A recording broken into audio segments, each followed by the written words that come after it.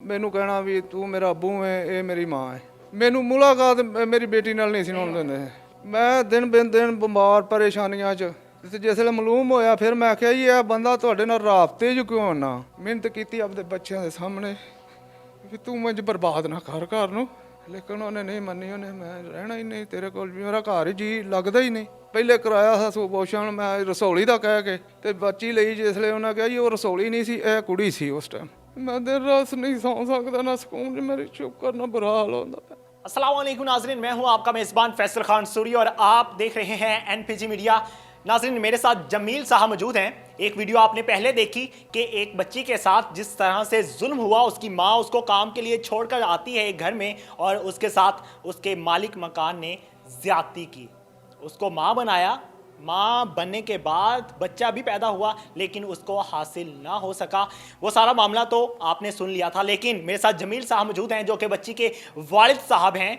एक जुल्म इनके साथ भी हुआ है। वो जुल्म ये है कि इनकी बीवी ने इनको धोखा दिया।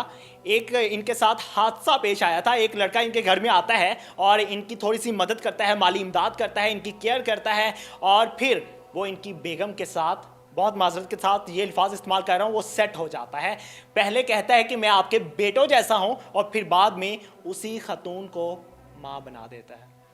किस तरफ हम चल रहे हैं, ये कौन सा रास्ता है जो हमें दिखाया जा रहा है, जो हमारे बच्चों की तरबियत की जा रही है, जो हमारे बच्चों के जहनों में, बच्चों के दिलों में, बच्चों के दिमागों में डाला जा रहा है, मेरी समझ से बाहर है। बाकी का वाक़या इन्हीं से जानते हैं। जमील साहब मुझे ये बताइए कि आपकी बेगम कहाँ जाती थी, किसके साथ उसके लिंक थे? सर शुरू स्टार्टिंग तो बंदा मेरी महल्ले 'ਚ ਹੀ ਰਹਿੰਦਾ ਸੀ। अच्छा, उसका नाम क्या था? ਤੈਰ ताहिर।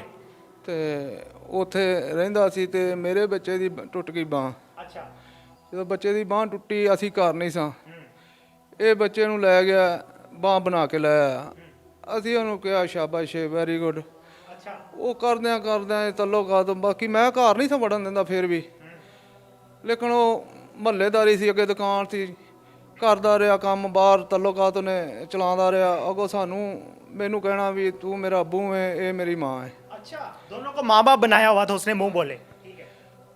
जब कभी कभार आता था या मिलता था तो मेरे गोडों का हाथ लगाता था, उसके पहुँच हाथ लगाता था, अम्मी जी अब्बू जी अब्बू जी।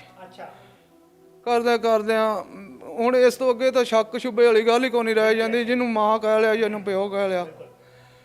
ਉਹ ਜਿਸ ਵੇਲੇ ਕਰਦਿਆਂ ਵਕਤ ਗੁਜ਼ਰਦਾ ਗਿਆ, ਮੇਰੇ ਨਾਲ ਤਲਖਬਾਜ਼ੀਆਂ ਇਹਨਾਂ ਦੀਆਂ ਬੀਵੀ ਦੀਆਂ ਚੱਲਣੀਆਂ ਸ਼ੁਰੂ ਹੋ ਗਈਆਂ।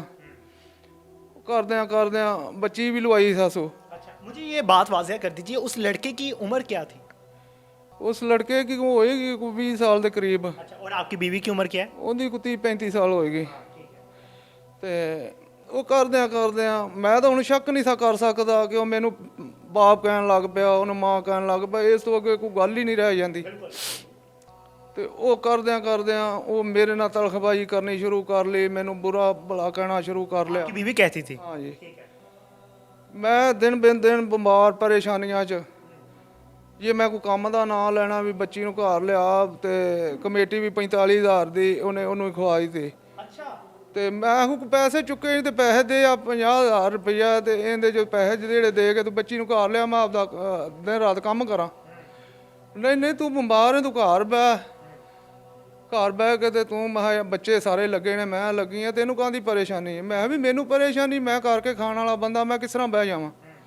ਰਕਸ਼ਾ ਮੇਰਾ ਘਰ ਖੜਾ, ਬੱਚੇ ਇਕੱਲੇ, ਕਦੀ ਬਹਿਰੀਆ। ਜੋ कितने बच्चे हैं आपके? 4 ਬੱਚੇ ਨੇ ਤੇ 2 ਬੇਟੀਆਂ ਨੇ, ਇੱਕ ਦੀ ਸ਼ਾਦੀशुदा ਹੈ। ਤੇ ਇਹ ਜਿਹੜੀ ਇਹਨੂੰ ਮੈਨੂੰ ਮਿਲਣ ਨਹੀਂ ਸਨ ਦਿੰਦੇ। ਇਹਨੇ ਵੱਲ ਜਾਣਾ, ਉਹ ਜੀ ਫਲਾਣੀ ਜੰਗ ਤੇ ਗਏ ਨੇ, ਢਿੰਗੜੀ ਜੰਗ ਤੇ ਗਏ ਨੇ। ਮੈਨੂੰ ਮੁਲਾਕਾਤ ਮੇਰੀ ਬੇਟੀ ਨਾਲ ਨਹੀਂ ਸੀ ਹੋਣ ਦਿੰਦੇ। ਤੇ ਕਰਾਉਂਦਿਆਂ ਜਿਸ ਵੇਲੇ ਵਕਤ ਉਹਨੇ ਫਿਰ ਮੈਂ ਡੇਟਾ ਵੀ ਕਢਾਇਆ, ਫਿਰ ਮੈਂ ਜ਼ਿਆਦਾ ਸ਼ੱਕ 'ਚ ਪੈ ਗਿਆ। ਡੇਟਾ ਕਢਵਾਇਆ ਉਹ शक किस तरह से हुआ था? ਸ਼ੱਕ ਮੇਰੇ ਨਾਲ ਬਦਲਿਆਦੀ ਹੁੰਦੀ ਸੀ। ਮੈਨੂੰ ਮਕਸਦ ਵੀ ਬੁਰਾ ਹੀ ਕਹਿੰਦੇ, बदतमीजी करती थी आप? ਜੀ मैं भी आज तक कभी की नहीं। ये किस तरह हो गई? वो लड़का आपके घर बार बार आता था? बार फिर मतलब बाहर जाना, ਉਹਦੇ ਨਾਲ ਬਹਿ ਕੇ ਬਹਿਰੀਆ 'ਚ ਚਲੇ ਜਾਣਾ, ਬਹਿਰੀਆ 'ਚ ਹੀ ਰਹਿਣਾ। अच्छा, उस लड़के के साथ ही? हाँ, ठीक है। ਤੇ ਬਹਿਰੀਆ ਜੀ ਲੱਗੀ ਫਿਰਦੀ ਹੁਣ। ਇਹ ਘਰ ਬੂਹੇ ਦੇ ਨਾਲ ਬੂਹਾ ਬਹਿਰੀਆ ਸੀ ਤੇ ਘਰ ਨਹੀਂ ਸੀ ਆ ਸਕਦੀ, ਮੈਂ ਲੇਟ ਹੋ ਗਈ ਆ। ਮੈਂ ਬਾਜੀ ਨਾਲ ਚਲੀ ਗਈ ਆ ਰਹਿਣਾ ਉਹਦੇ ਨਾਲ। ਮੈਨੂੰ झूठ बोलती थी। ਝੂਠ ਬੋਲਦੀ। ਉਹ ਕਰਦਿਆਂ ਫਿਰ ਮੈਂ ਜਿਹੜਾ ਸ਼ੱਕ ਪਿਆ ਮੈਂ ਡੇਟੇ ਤੱਕ ਪਹੁੰਚ ਗਿਆ। ਉਹ ਡੇਟਾ ਮੈਂ ਜਿਸ ਵੇਲੇ ਕਢਾਇਆ ਤੇ ਉਹ ਤਹਿਰੀ ਦਾ ਨੰਬਰ ਆ ਗਿਆ। ਮੈਂ ਵੀ ਇਹ ਤਾਂ ਜਿਹੜਾ ਸਾਨੂੰ ਮਾਂ ਪਿਓ ਮੰਨੀ ਖੜਾ ਇਹ ਹੀ ਚੋਰ ਇਹ ਹੀ 24 ਘੰਟੇ ਰਾਬਤੇ 'ਚ ਨਾ ਮੇਰਾ ਮਹੀਨੇ 'ਚ ਕੋਈ 4 ਦਫਾ ਜਾਂ 5 ਦਫਾ ਜਾਂ 20 ਦਫਾ ਹੋਣਾ ਚਾਹੀਦਾ।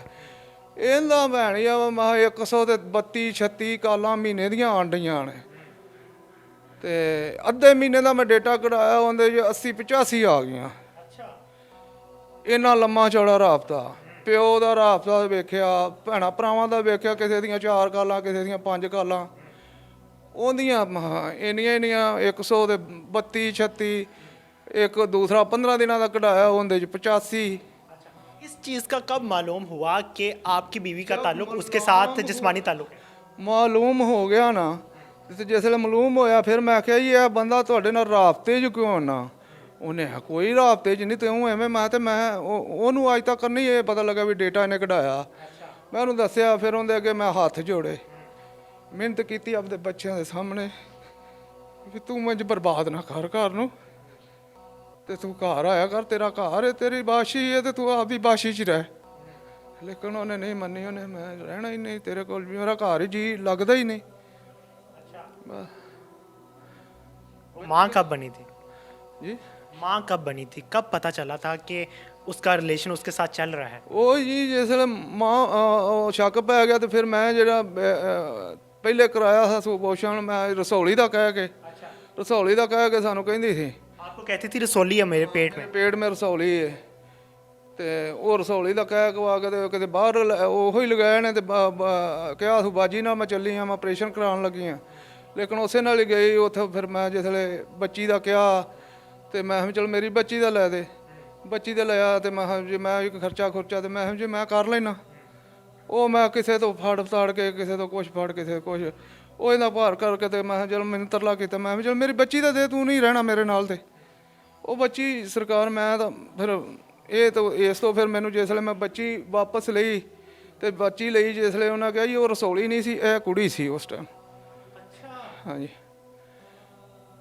ਇਹ ਫਿਰ ਮੇਰਾ ਪੱਕਾ ਯਕੀਨ ਹੋ ਗਿਆ ਵੀ ਚੋਰ ਅਸਲ ਇਹ ਹੀ ਹੈ। ਇਹਦੀ ਵਜ੍ਹਾ ਤੋਂ ਇਹ ਸਾਰਾ ਮੇਰਾ ਨੁਕਸਾਨ ਹੋ ਰਿਹਾ। आप बीवी को खुश नहीं रखते थे? बीवी मैं कभी ਉਹਨੂੰ ਫਿੱਟੇ ਮੂੰਹ ਨਹੀਂ ਸੀ ਕਿਹਾ। क्या वजह थी क्यों वो आपसे बेवफाई करके गई है? ਬਸ ਜਦੋਂ ਇਸ਼ਕ ਦਾ ਭੂਤ ਚੜ ਜਾਵੇ ਫਿਰ ਇੰਝ ਹੀ ਹੁੰਦਾ। इस उम्र में इश्क का भूत? कितने बच्चे हैं टोटल? 6 बच्चे हैं। 4 ਬੇਟੇ ਤੇ 2 ਬੇਟੀਆਂ। सभी बालिग हैं? हाँ जी एक शादीशुदा बाकी कुंवारे हैं। उसको उन बच्चों की परवाह नहीं थी? बच्चों की परवाह होती तो मैं वो बैरिया में रहती। कभी सवाल नहीं किया आपने? मैंने तो सवाल बहुत किए। मैंने तो बहुत बताया उसको भी मैं तू घर आया कर बच्चों मैं कभी किते तो फड़ के लिया कभी कितों फड़ के खवाना तो तू घर आया कर चलो जी तू तेरा घर है तू मैनू ना जलील कर। वो लड़का अमीर था? ਜ਼ਾਹਿਰ ਜੀ ਕਾਰੋਬਾਰ ਕਰਦਾ ਅਮੀਰ ਮੂਰ ਦਾ ਤਾਂ ਮੈਨੂੰ ਨਹੀਂ ਪਤਾ। ਕਾਰੋਬਾਰ ਕਰਦਾ ਸੀ ਵੈਲਡਿੰਗ ਦੀ ਦੁਕਾਨ ਸੀ ਉਹਦੀ ਬਸ ਉੱਥੇ ਹੀ ਉਹ। अब कहाँ पे आपकी बीवी? ਇੱਥੇ ਹੀ ਬਹਿਰੀਆ 'ਚ ਹੀ ਲੱਗੀ ਫਿਰਦੀ ਹੈ। कभी मिलने नहीं आई? ਨਹੀਂ ਕਦੀ ਨਹੀਂ। एक कॉल भी नहीं की बच्चों को? ਦਫਾ ਕਾਲ ਕੀਤੀ ਤਾਂ ਤੇ ਮੈਂ ਬੱਚੀ ਦਾ ਕਿਹਾ ਸੀ ਤੇ ਮੈਂ ਉਹਦੇ ਵਿੱਚ ਜਦੋਂ ਮੈਂ ਬੱਚੀ ਦਾ ਕਰ ਕਰਾ ਕੇ ਤੇ ਬੱਚੀ ਲਿਆਂਦੀ ਤੇ ਬੱਚੀ ਨੇ ਮੈਨੂੰ ਸਾਰਾ ਫਿਰ ਦੱਸਿਆ ਵੀ ਅੱਬੂ ਆਹ ਗੱਲ ਤੇ ਇਸ ਤਰ੍ਹਾਂ ਧਮਕੀਆਂ ਲਾਉਂਦੇ ਸਨ ਅਗਰ ਜੇ ਤੂੰ ਕਿਸੇ ਨੂੰ ਵੀ ਦੱਸਿਆ ਤੇ ਤੇਰਾ ਜਿਹੜਾ ਨਾ ਮਾਂ ਪਿਓ ਵੀ ਮਾਰ ਦਿਆਂਗੇ ਤੈਨੂੰ ਵੀ ਮਾਰ ਦਿਆਂਗੇ। बीवी की कोई बात याद आती है जो बहुत रुलाती हो? ਮੇਰਾ ਬੱਚਾ ਵੀ ਬਾਹਰ ਹੈ ਗਾਇਬ ਕੀਤਾ ਉਹ। ਮੈਂ ਦਿਨ ਰਾਤ ਨਹੀਂ ਸੌਂ ਸਕਦਾ ਨਾ ਸਕੂਨ ਚ ਮੇਰੀ ਚੁੱਪ ਕਰਨਾ ਬੁਰਾ ਹਾਲ ਹੁੰਦਾ ਪਿਆ। ਜਦ ਮੈਂ ਦੂਸਰਿਆਂ ਨੂੰ ਵੇਖਣਾ ਜਦੋਂ ਉਹ ਨਹੀਂ ਹੁੰਦਾ ਤੇ ਮੈਂ ਕੀ ਕਹਿਣਾ ਲਾਵਾਰਸ ਹੋ ਗਿਆ। आपका बेटा भी अगवा हुआ है? ਜੀ वो किस तरह से अगवा हुआ है? ਬਾਹਰੋਂ ਬਾਹਰ ਹੀ ਉਹਨਾਂ ਕੋਲ ਜੋ ਗਿਆ ਤੇ ਕੋਠੀ ਵਾਲਿਆਂ ਕੋਲ ਨੇ ਮਾਂ ਲੈ ਗਈ ਜੀ ਉਹਨਾਂ ਕੋਲ ਜਾਣਾ ਤੇ ਉਹ ਕਹਿੰਦੀ ਮੇਰੇ ਕੋਲ ਨਹੀਂ ਹੈ। ਕੋਠੀ ਵਾਲੇ ਵੀ ਡਰਾਮਾ ਕਰਦੇ ਨੇ। कितने अरसे से अगवा? ਡੇਢ ਜਦੋਂ ਦੀ ਗਈ ਉਦੋਂ ਤੋਂ ਉਸ ਤੋਂ ਵੀ ਪਹਿਲੇ ਦਾ ਗਾਇਬ ਕੀਤਾ ਉਹ। ਜਦੋਂ ਗਈ ਨੂੰ ਉਸ ਟਾਈਮ ਗਾਇਬ ਕਰਕੇ ਮੈਂ ਲੈਣ ਗਿਆ ਤੇ ਉਹਨਾਂ ਕਹੀ ਉਹਨਾਂ ਦੀ ਮਾਂ ਲੈ ਗਈ। बीवी को कोई पैगाम देना चाहेंगे? बीवी मेरा बच्चा दे। आपके ज़हन में कभी ये बात नहीं आई कि जिस तरह का रवैया आपकी बीवी ने आपके साथ किया उसी तरह का रवैया, उसी तरह का सलूक इस मुआशरे ने आपकी बेटी के साथ किया? बस ਉਹਨਾਂ ਦੀ ਗਲਤੀ ਤੋਂ ਹੀ ਹੋਇਆ ਸਾਰਾ ਕੁਝ। ਜਦੋਂ ਅੱਲਾਹ ਵਾਰਸ ਉਹਨਾਂ ਬਣਾ ਦਿੱਤਾ ਤਾਂ ਫਿਰ ਇੰਝ ਹੀ ਹੋਣਾ ਸੀ। ਉਹਨਾਂ ਨੂੰ ਇਹ ਪਤਾ ਲੱਗ ਗਿਆ ਵੀ ਮਾਂ ਇਹ ਕੁਝ ਕਰ ਗਈ ਤੇ ਇਹਦੇ ਨਾਲ ਵੀ ਕਰ ਦਿਓ, ਇਹਦਾ ਕਿਹੜਾ ਪਿੱਛੇ ਕੋ ਆਉਣ ਵਾਲਾ ਤੇ ਜਾਂ ਕਰਨ ਵਾਲਾ। ਮੈਂ ਤਾਂ ਬਿਮਾਰ ਸਾਂ। ਮੈਂ ਖਰ ਕਿਸ ਤਰ੍ਹਾਂ 2 ਸਾਲ 1.5 ਸਾਲ ਹੁੰਦਾ ਜਾਂਦਾ, ਮੈਂ ਆਪਦੇ ਬੱਚਿਆਂ ਨੂੰ ਨਾ ਕਦੀ ਕੰਮ ਕਰਨ ਦਿੱਤਾ, ਫਿਰ ਵੀ ਮੈਂ ਆਪਦਾ ਟਰਾਲੀ ਟਰੈਕਟਰ ਚਲਾ ਕੇ ਤੇ ਮੇਰੇ ਪੈਰ ਏਡੇ ਏਡੇ ਸੁੱਜ ਕੇ ਹੋ ਜਾਂਦੇ ਨੇ। ਕੜਲ ਰਾਤ ਨੂੰ ਪੈਂਦੇ ਨੇ, ਨਾ ਮੈਥੋਂ ਸੁੱਤਾ ਜਾਂਦਾ ਨਾ ਕੁਛ। ਦਿਨ ਰਾਤ ਮੈਂ ਤਕਲੀਫ ਚ। ਜਦੋਂ ਬੱਚਿਆਂ ਦਾ ਦੂਸਰਾ ਬੱਚਾ ਨਹੀਂ ਮੈਨੂੰ ਤੀਸਰਾ ਦਿਖਦਾ, ਉਸ ਵੇਲੇ ਮੈਂ ਉਹਦੇ ਵਾਸਤੇ ਵੀ ਰੋਂਦਾ ਰਹਿਣਾ ਦਿਨ ਰਾਤ। मैं इस शख्स के पाँव देख रहा हूँ, बेचारा मेहनत मजदूरी करके अपने बच्चों का पेट पालता है, अपनी बीवी के अखराजात पूरे करता है।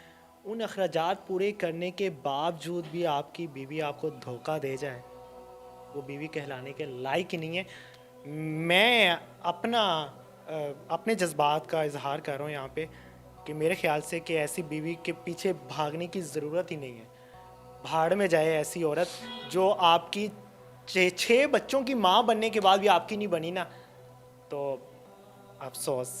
इनका बच्चा अगवा किया गया है, उस बच्चे को बाजियाब करवाने के लिए कानूनी कार्रवाई की जाए और मैं उम्मीद करता हूँ कि ज़रूर अदारे हरकत में आएंगे और इनकी ज़रूर मदद की जाएगी। जिस जुल्म से, जिस ज़्यादती से, जिस तबाही से ये वक्त गुजार रहे हैं, बहुत मुश्किल है। बुढ़ापे की उम्र में, इस उम्र में आके बेटी के साथ जुल्म होना, बीवी का छोड़ जाना, बेटे का अगवा हो जाना और एक ही फैमिली में ये सब कुछ हो जाना, जुल्म है, जुल्म। ये भी पाकिस्तानी है, गरीब ज़रूर हैं लेकिन पाकिस्तानी हैं। इनको इंसाफ दीजिए, इन पर रहम कीजिए। जो ये वीडियो देख रहे हैं इस वीडियो को शेयर कीजिएगा ज़्यादा से ज़्यादा, ताकि इनको इंसाफ मिल सके, इनकी बेटी को इंसाफ मिल सके। और जो वो बेवफा औरत इनका इंटरव्यू सुन रही है तो सोच लेना कि तुम्हें भी आगे से धोखा ही मिलेगा, क्योंकि तुमने किसी वफादार को धोखा दिया है। इसी के साथ मुझे दीजिए इजाज़त। अल्लाह ने